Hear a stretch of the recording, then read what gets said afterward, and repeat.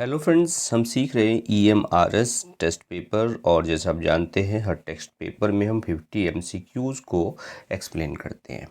तो आज के लेक्चर में भी हम 50 MCQs जो हैं टेस्ट पेपर 5 के, ये 5th टेस्ट पेपर है फ्रेंड्स आपके लिए, आपकी प्रैक्टिस के लिए। इसमें 100 MCQs का, इंपॉर्टेंट MCQs का ये कलेक्शन है जिसमें सारे सेक्शंस आपके लिए हैं, चाहे वो राइटिंग स्किल हो, लिटरेचर हो, या वोकेब हो, या ग्रामर हो। तो चलिए friends, without wasting any time let's start. और मेरे साथ साथ कॉपी पेन लेकर ज़रूर बैठिएगा आप, और साथ साथ लगाते जाइएगा MCQs। देखिए, which African American poet became one of the leaders of Harlem Renaissance. कौन सा पोएट हार्लम रेनेसा का क्या हो गया, वन ऑफ द लीडर्स? कौन सा एक पोएट जो है हार्लम रेनेसा का एक जो लीडर है वो रहा है? देखिए, बात थोड़ी सी करें हार्लम रेनेसा की, तो एक पर्टिकुलर एक सिटी था हार्लम। हार्लम में ये हुआ और लगभग 1920s के आसपास ये हार्लम रेनेसा हुआ। क्लियर? और इसकी बात करें तो इसमें जो मेन फिगर थी वो था friends Langston Hughes. Langston Hughes जो है ये एक लीडर रहे हैं जो हार्लम रेनेसा के थे। चलिए बढ़ जाते हैं सेकंड क्वेश्चन पे। Who is the author of their eyes were watching God? Their eyes were watching God. जोरा नेल हर्स्टन, माया एंगेलो, टॉनी मॉरिसन और एलिस वॉकर।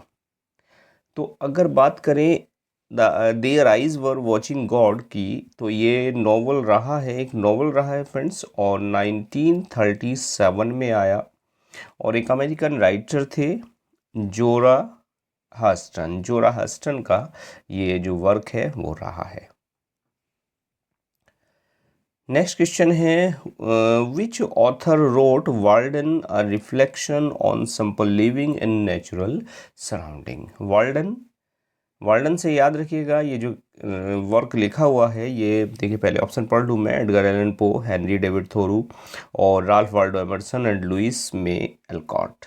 तो ये जो वर्क रहा है ये थोरू का वर्क रहा है, Henry David Thoreau. Clear? Who coined the term transcendentalism and wrote essays such as self reliance? देखिए, हिंट आपको मिल गया। एक तो टर्म ये कॉइन किया है किसी ऑथर ने, और ये जो एसे है सेल्फ रिलायंस जैसा एसे जो है वो लिखा। ओबियसली नाम पढ़ लूँ मैं, नेथनियल हेथॉर्न, हार्मन मेलविली और Ralph Waldo Emerson and Walt Whitman. तो एक अमेरिकन एसेइस्ट रहे हैं, एक पोएट रहे हैं।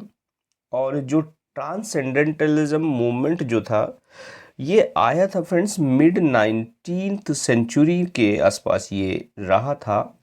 और अगर इस एसे की बात करें सेल्फ रिलायंस की, तो ये एसे आया था फ्रेंड्स 1841 में। और इस फिगर को, इस टर्म को देने वाले जो ऑथर थे वो थे friends Ralph Waldo Emerson. Clear? और बड़ा प्यारा नाम है एमर्सन का, और कहीं ना कहीं जो इंडियन मिथोलॉजी है उससे बड़े प्रभावित थे। और मुझे ध्यान आता है एक पोयम रही है ब्रह्मा, वो ब्रह्मा जो है इन्हीं की लिखी हुई एक पोयम रही है। शुड यू यूज एब्रीविएशन और acronym in a formal letter? Writing skill से ये आपका एक क्वेश्चन है कि क्या आप एब्रीविएशन या एक्रोनिम्स जो हैं वो एक फॉर्मल लेटर में लिखते हैं, यूज़ करते हैं? तो no, yes to make it more concise, no unless widely understood and accepted. भाई फॉर्मल लेटर की बात कर रहे हैं तो एब्रीविएशन या एक्रोनिम का वहाँ कोई यूज़ नहीं होना चाहिए, आई थिंक सो। तो ऑप्शन आपका नो हो गया, नो पे आप क्लिक कीजिए। बढ़ते हैं आगे। Which of the following is an appropriate closing for a formal email? एक फॉर्मल ईमेल की अप्रोप्रिएट क्लोजिंग क्या होती है? Lots of love, best regards, cheers and see ya. तो अगर आप फॉर्मल ईमेल की बात करें तो आप वहाँ लॉर्ड्स, चीयर्स या सेया जैसे वर्ड्स आप यूज़ ना करें, वहाँ आप यूज़ करें बेस्ट रिगार्ड्स। ध्यान रखें, फॉर्मल और इनफॉर्मल, औपचारिक और अनौपचारिक। चलिए दूसरा क्वेश्चन लिटरेचर से ही है। Keki N Daruwalla is associated with which genre of literature. Keki N Daruwalla Indian author रहे हैं, ऑब्वियसली जानते भी हैं। पुलिस सर्विस से लिटरेचर में दोनों में ही रहे हैं, पुलिस सर्विस में और लिटरेचर में। Poetry and fiction, drama and screen play, non fiction and essay, and biography and autobiography. तो देखिए सबसे पहले बायोग्राफी और ऑटोबायोग्राफी की बात करें, कोई मतलब नहीं। नॉन फिक्शन एंड एसे में भी नहीं लिया जाता नाम इनका। ड्रामा एंड स्क्रीन प्ले भी नहीं था। पोएट्री एंड फिक्शन इनके जो जानर हैं वो रहे हैं। Clear friends? Which of the following is not a theme explored by Keki N Daruwalla in his writings? कौन सी एक थीम नहीं है जो के.की.एन दारूवाला की राइटिंग में नहीं है? कौन से ऑप्शन है, पढ़ लेते हैं ज़रा। नहीं है, ध्यान नोट पे दीजिएगा। कई बार क्या होता है, हम क्वेश्चन को पढ़ जाते हैं, उस नोट पे ध्यान हमारा नहीं रहता, तो कई बार उसमें हम गलत कर जाते हैं। War and conflict, partition and displacement, human rights and justice, sports and leisure. Okay देखिए, partition, war and conflict, obviously conflict और वार कहीं ना कहीं कॉन्फ्लिक्ट उनकी पोएट्री में झलकता है, उनके वर्क्स में दिखाई देता है। Partition displacement obviously, human rights की बात करते हैं, जस्टिस की भी बात करते हैं। स्पोर्ट्स एंड लीजर ये नहीं है, उनके वर्क्स में, उनकी राइटिंग में ये नहीं दिखाई पड़ता। आगे बढ़ते हैं। विच of the following is a collection of Khushwant Singh short stories. कौन सा जो कलेक्शन है वो खुशवंत सिंह की शॉर्ट स्टोरीज का है? The sunset club, train to Pakistan, Delhi, history of Sikhs. Obviously देखिए तीनों वर्क्स की बात करें तो ये क्या रहे हैं, नॉवल रहे हैं। तो सनसेट क्लब इजी क्वेश्चन हो गया आपके लिए। सनसेट क्लब जो है ये इनका शॉर्ट स्टोरी कलेक्शन है। Khushwant Singh non fiction work primarily focus on. Khushwant Singh के जो नॉन फिक्शन वर्क्स हैं वो किस पर फोकस हैं? History, religion and politics and all of the above. तो ओबियसली उन्होंने बात हिस्ट्री की भी की है, रिलीजन की भी की है और पॉलिटिक्स की भी की है, 100% की है। तो आप ऑप्शन यहाँ जाइए ऑल ऑफ द अबव पर। ओके बढ़ जाते हैं आगे। What should you do in the introduction of a speech. एक स्पीच के इंट्रोडक्शन में आपको क्या करना चाहिए? Present your main point, capture the audience attention, provide background information and conclude the speech. तो ऑब्वियसली अगर आप स्पीच की बात करें तो स्पीच का जो इंट्रोडक्शन है वो कैसा होना चाहिए? तो present your main points, okay, capture the audience attention, okay, provide background information. Speech में कोई ज़रूरत नहीं होती। कंक्लूड द स्पीच, कंक्लूजन का कोई मतलब नहीं, इसका मतलब नहीं। अभी इन दोनों पॉइंट्स पे आ जाइए। अगर आप इंट्रोडक्शन दे रहे हैं एक स्पीच में तो present your main points, main points को बताइए कि मैं क्या बताने जा रहा हूँ, और कैप्चर द ऑडियंस अटेंशन। भाई मेन पॉइंट से भी पहले आपको ऑडियंस का अटेंशन को आपको कैप्चर करना होता है, आई थिंक सो। ओके और उसके बाद अब मेन पॉइंट्स क्या, फिर तो स्पीच है, मेन पॉइंट्स की भी ज़रूरत नहीं है। हाउ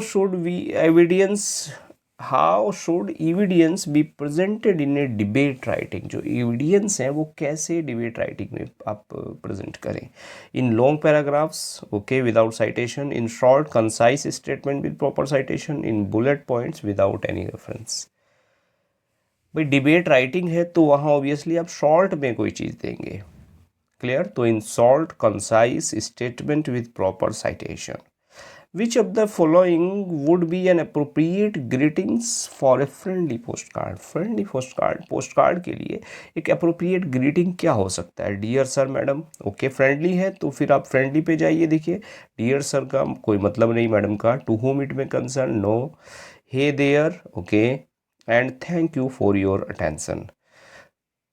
तो हे देयर इस पे आप क्लिक कीजिए। मेरे विचार से एक अप्रोप्रिएट ग्रीटिंग है फ्रेंड्स के लिए, आप हे देयर जैसे वर्ड्स आप यूज़ करते हैं, वह फॉर्मल नहीं होते। What kind of information should be avoided when writing a post card.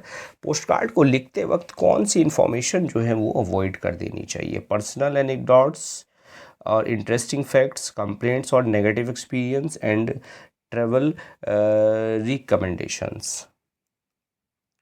जब आप पोस्ट कार्ड को लिख रहे हैं तो कौन सी चीज़ अवॉइड करें?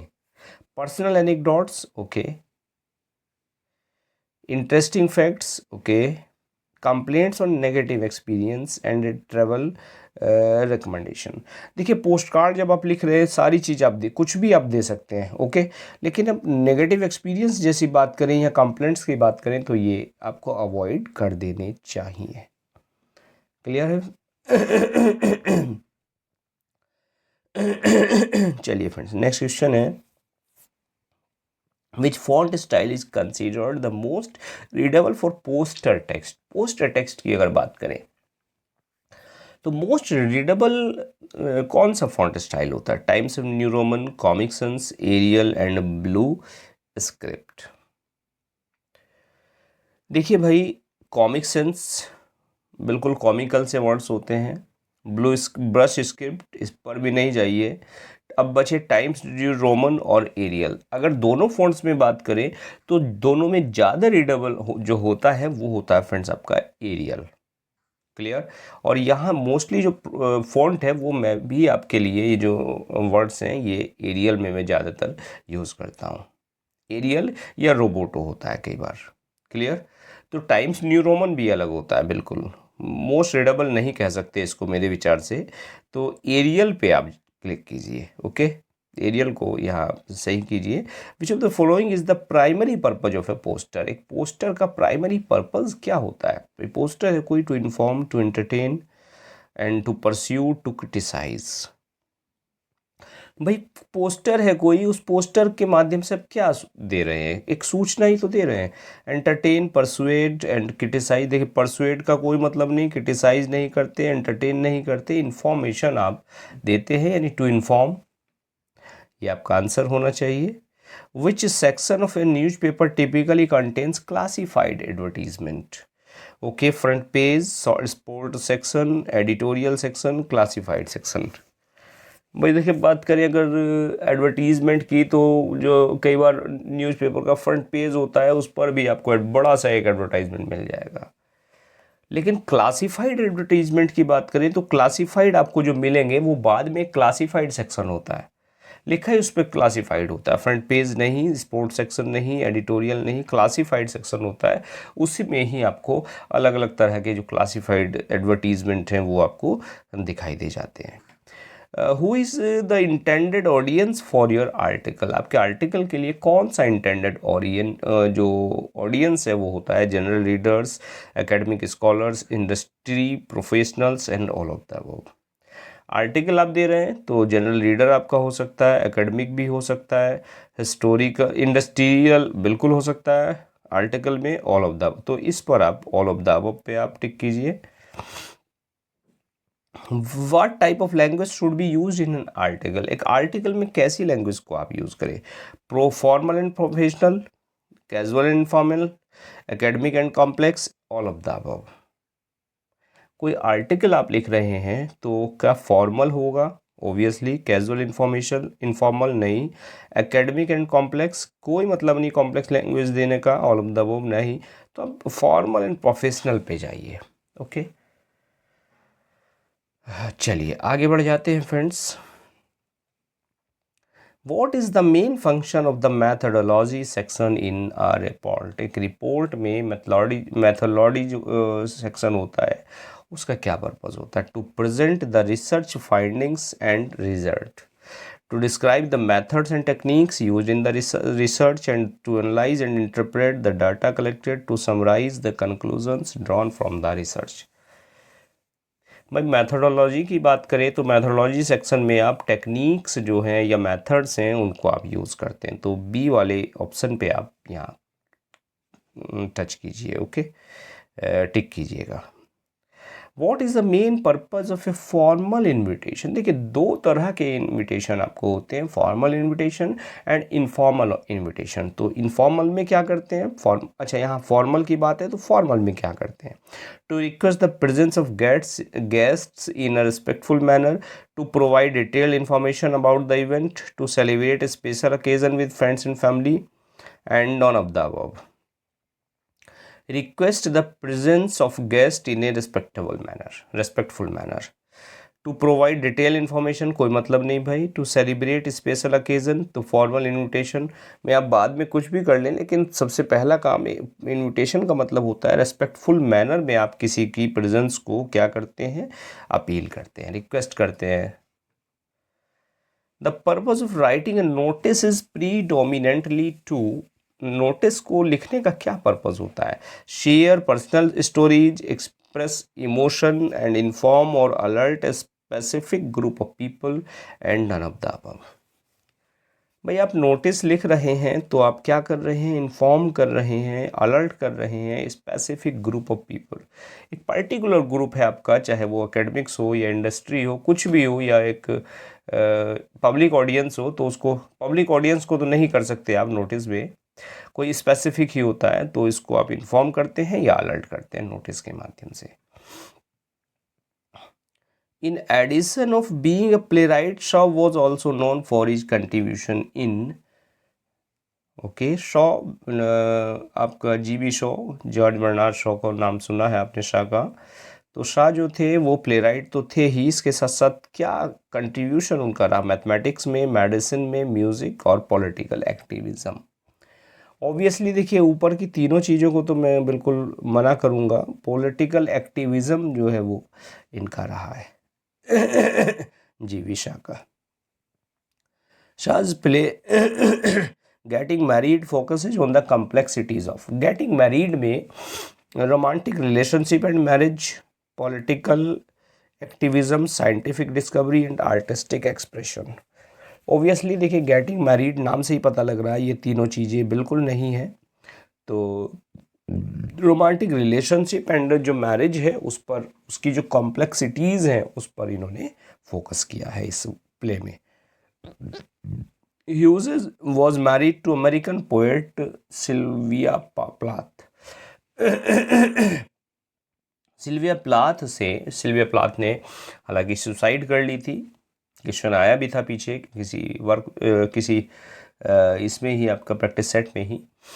तो मैरिज कब की थी इन्होंने, ह्यूजेस ने 56, 7, 8, 9 बात करें तो देखिए 56 में इन्होंने सिल्विया प्लाथ से जो है वो शादी की थी। ओके चलिए आगे बढ़ते हैं। What is the title of the last collection of poems by Ted Hughes published shortly before his death in 1998? तो 1998 में डेथ से पहले कौन सा कलेक्शन इनका आया? Birthday letters, collected poems, rain charm for the duchy and dance of the solids. तो obviously वो आया था कलेक्शन 98 में आपका collected poems.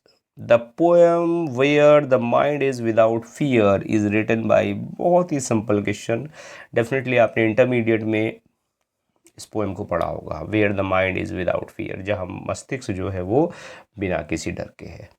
Are N Tagore, Naidu, फैज़ और अमीर खुसरो। तो आर एन टैगोर की ये एक वर्क रहा है, इनको नोबेल प्राइज़ भी मिला था। गीतांजलि पे कब मिला था, ये कमेंट आपके लिए पहला क्वेश्चन, क्योंकि अभी तक एक भी क्वेश्चन आपको मैंने नहीं दिया है। ओके चलिए बात करते हैं। The novel a bend in the river is written by, बहुत प्यारा सा नोवेल, बता दूं मैं 1979 में आया था, 1979 में आया, और कहीं ना कहीं याद दिलाता है हार्ट ऑफ डार्कनेस की, जो जोसेफ कॉनरेड का एक नोवेल रहा है। क्लियर?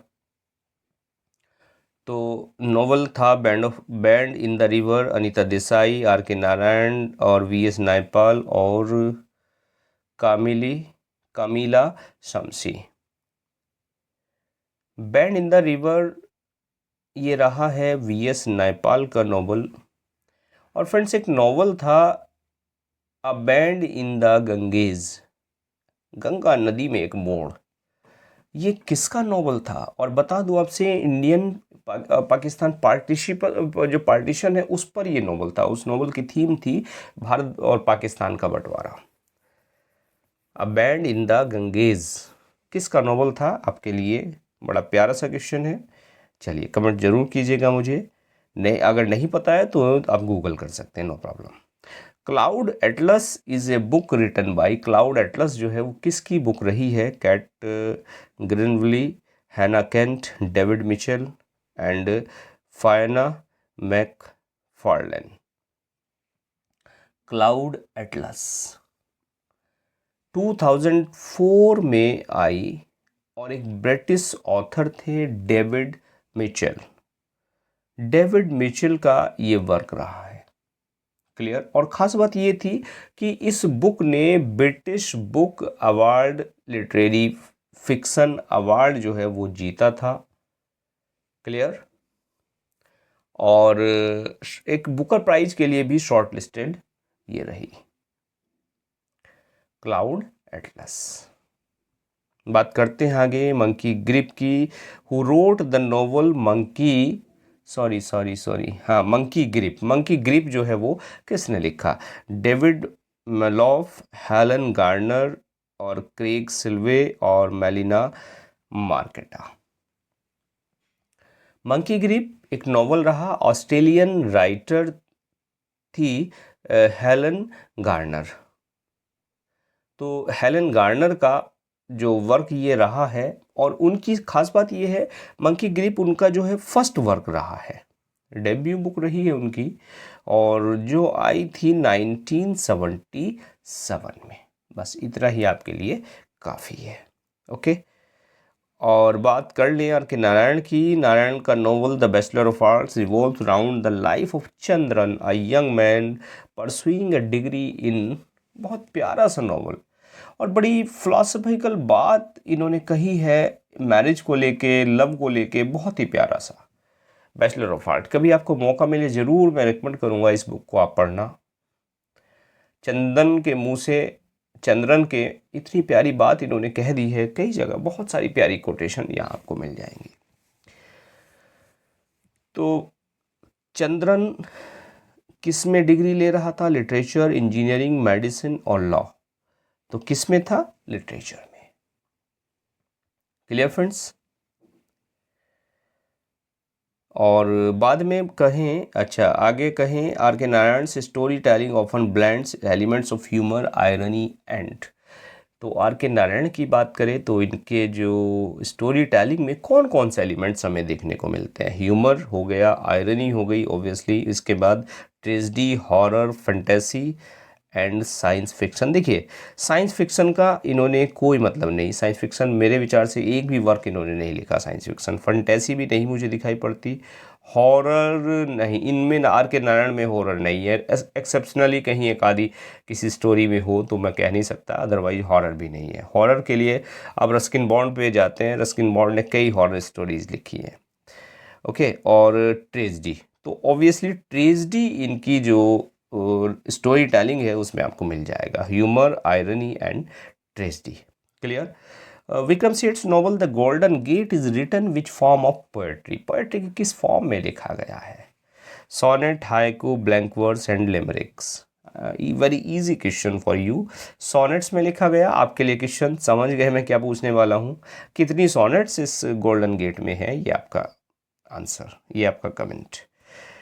तो 50 क्वेश्चन अगर यहाँ कर रहे हैं तो 50 के साथ में कम से कम टारगेट रखिए 20 क्वेश्चन मोर, 70 क्वेश्चन आप यहाँ इस लगभग आधे घंटे के या 30-35 मिनट के लेक्चर से आपको तैयार हो जाने चाहिए, आई थिंक सो। और आप हेजिटेट होते हैं आंसर कमेंट करने में, कमेंट जरूर कीजिएगा। चाहे आपको पता है क्वेश्चन तो करिए, नहीं पता है तो गूगल करके फिर आप करिएगा। Lord Byron's poem the age of bronze is a critique of which societal institution? Age of bronze, okay, age of bronze की बात करें तो monarchy, religion, education and marriage.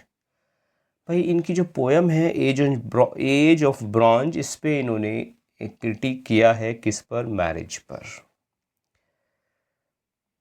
भाई ये क्वेश्चन मिस हो गया, एक क्वेश्चन जरूर मिस होता है।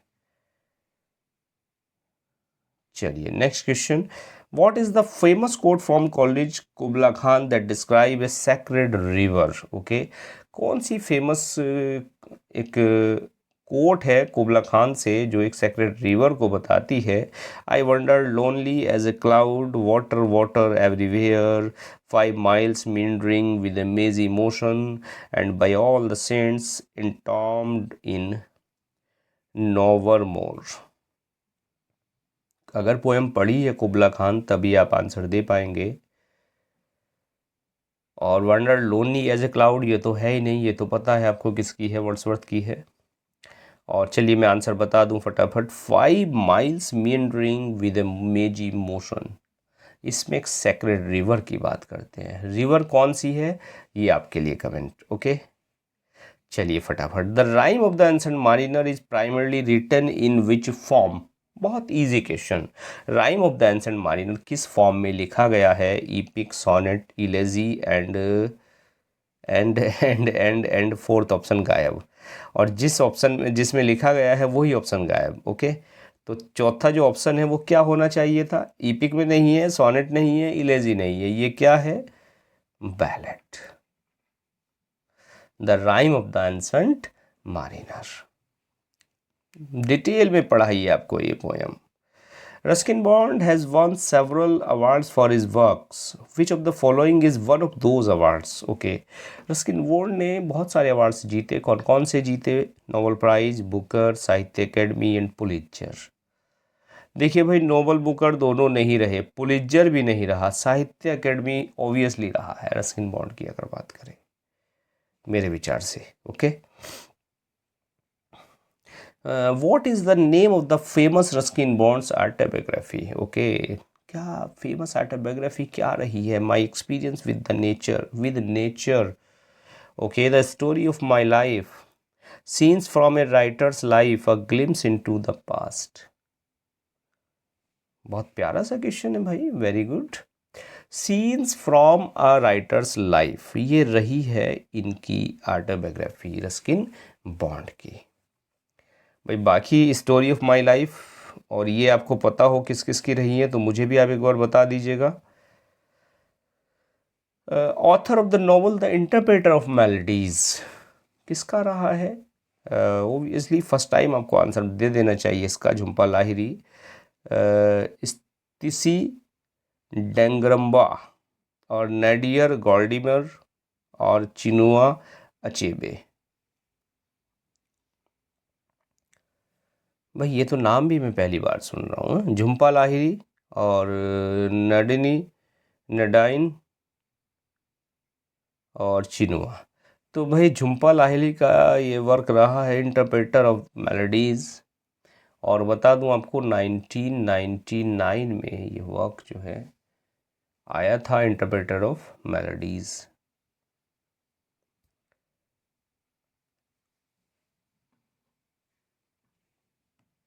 चलिए फ्रेंड्स आगे बढ़ते हैं। Which African country has a rich tradition of Swahili literature. Swahili कहीं की भाषा है स्वाहिली, और यहाँ बात कर रहे हैं स्वाहिली लिटरेचर जो है वो किस अफ्रीकन कंट्री की एक रिच ट्रेडिशन है। इम्पॉर्टेंट क्वेश्चन है और देखिए शायद आपको ना पता हो इस क्वेश्चन का answer, Nigeria, Kenya, south Africa and Ethiopia. तो बात करें हम केनिया की, क्या, केनिया, क्लियर। स्वाहिली एक्चुअल में क्या है, जो लोग हैं अफ्रीका के, और अफ्रीका में भी जो अफ्रीकन ग्रेट लेक कंट्रीज़ हैं जिसमें नाम आता तंजानिया हो गया, युगांडा हो गया, केन्या हो गया, इन देशों में बोली जाने वाली एक सेकंड लैंग्वेज है, कहाँ की, स्वाहिली। कहाँ की बताई मैंने, अफ्रीकन जो लेक कंट्रीज़ हैं जिसमें केन्या, युगांडा, तंजानिया, ये 3 बड़े नाम आते हैं, क्लियर फ्रेंड्स। तो यहाँ आपका जो ऑप्शन है it should be Kenya.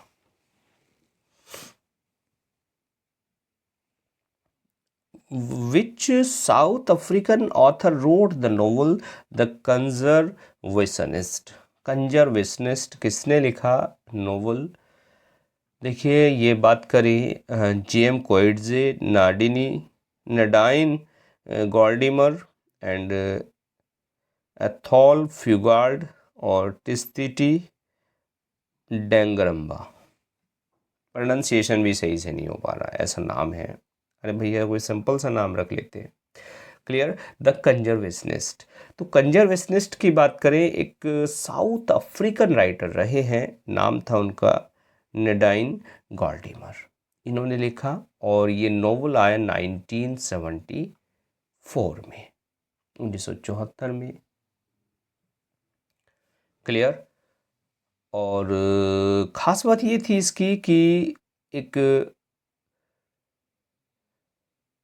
मैककॉनल price जो था फिक्सन का, बुकर मैककॉनल प्राइज़, वो इस नॉवल को मिला था।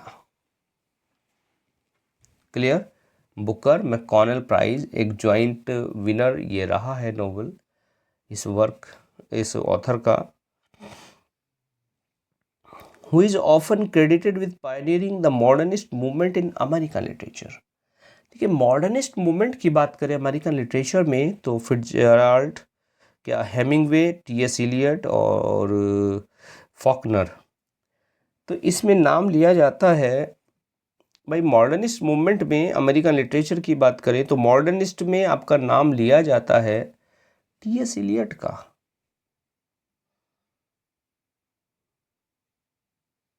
Modernist movement in American literature.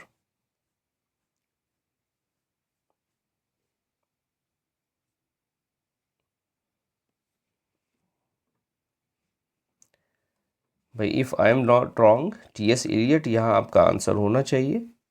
Which writer is often associated with the naturalist movement in American literature? American literature में नेचुरलिस्ट मूवमेंट जो है वो आया था friends, Edith Wharton, Theodore Dreiser, Kate Chopin and Edna Ferber. तो Theodore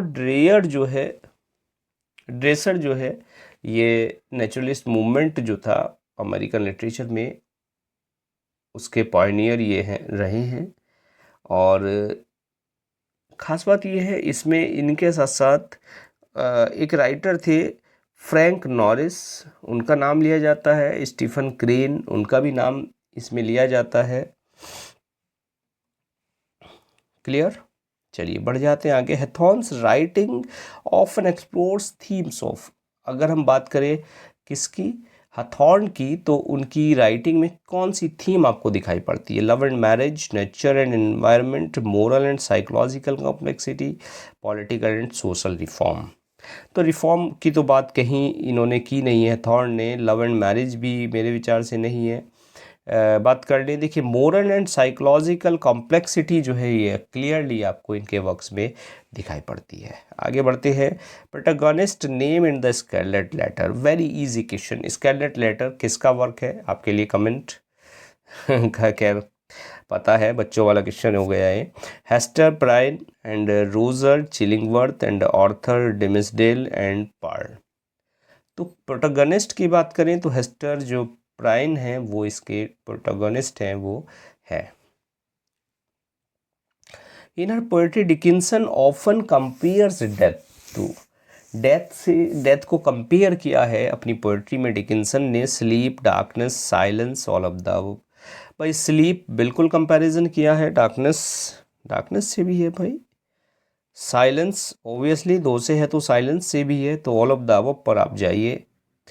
और which of the following poets greatly influenced Dickinson's writing, कौन सा अमेरिकन पोएट जो है डिकिंसन की राइटिंग से बहुत ज़्यादा प्रभावित था? वॉल्ट विटमैन फर्स्ट और लैंगस्टन ह्यूजेन एंड माया एंग्लो। भाई विटमैन की बात करूं तो विटमैन जो हैं वो डिकिंसन की राइटिंग से बड़े प्रभावित रहे हैं। आगे बढ़ जाते हैं। Millers play a view from the bridge is set in which country? New York, London, Paris, Chicago. भाई बात करें इस प्ले की, view from the bridge 1950s की अमेरिका को ये बताता है, उसमें सेट है। और जो ब्रिज की हम बात हो रही है, ये ब्रुकलिन ब्रिज जो है न्यूयॉर्क में, उसकी यहाँ बात है, वहाँ ये सेट है प्ले। तो अब ब्रुकलिन ब्रिज है तो भाई न्यूयॉर्क में है, तो ऑब्वियसली ये जो प्ले सेट है ये कौन से सिटी में है? न्यूयॉर्क में। Miller's play often reflect his concern about social justice and human rights, environmental conservation, and space exploration and technological advancement. तो मिलर के प्ले की अगर बात करें तो उसमें आपको क्या दिखाई देता है? मिलर में social injustice, okay, environmental, space exploration नहीं, टेक्नोलॉजी का कोई मतलब नहीं है, तो एनवायरमेंटल भी नहीं है, तो फिर भाई आप जाइए कहाँ? सोशल इनजस्टिस जो है वो मिलर की थीम रही। बहुत सारे प्ले जो है ऑर्थर मिलर ने लिखे हैं। क्लियर? तो 50 क्वेश्चन हमने यहाँ एक्सप्लेन किए। इसमें से आपका स्कोर क्या रहा? एक ऑनेस्ट कमेंट जो है वो ज़रूर छोड़िएगा। आपकी तैयारी कितनी हो रही है इसी से पता लग जाएगा। और अभी बहुत जल्दी ही परसों आपका एग्ज़ाम है, उसके लिए आपको ढेर सारी शुभकामनाएं। All the best. और तो चलिए फ्रेंड्स, मिलते हैं नेक्स्ट लेक्चर में बाकी 50 क्वेश्चंस को एक्सप्लेन करते हुए। तैयारी अपनी जारी रखिएगा, अभी टीजीटी के लिए और नेक्स्ट वीक पीजीटी के लिए। चलिए, और हाँ, अभी तक मिलियन माइंड्स इंग्लिश ऐप आपने इंस्टॉल नहीं किया है तो उसका लिंक आपको वीडियो के डिस्क्रिप्शन में मिल जाएगा, वहाँ से ऐप को डाउनलोड कर लीजिएगा और अपनी तैयारी को और बूस्ट कीजिएगा। And now thanks for watching this video.